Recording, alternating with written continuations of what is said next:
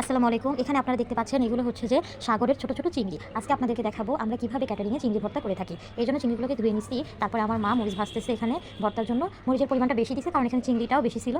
এইজন্য তো মরিচ ভাজতেছে এখানে ভাজার পরে আমার চিংড়ি ধোয়া শেষ। এরপরে হচ্ছে যে কড়াইয়ে পেঁয়াজ রসুন ভাজতেছে, এর মধ্যে লবণ দিছে, হলুদ দিছে, দিয়ে পেঁয়াজ রসুন ভাজতেছে। ভাজা হয়ে গেলে এর মধ্যে হচ্ছে যে সেই চিংড়িটা দিয়ে দিবে। চিংড়ি দেওয়ার পরে হচ্ছে যে হলুদ দিবে, দিয়ে হচ্ছে নাড়বে। তো হলুদ দিল চিংড়ির মধ্যে। চিংড়িগুলো খুবই ছোটো ছোটো, এগুলো একদম ছোটো চিংড়ি।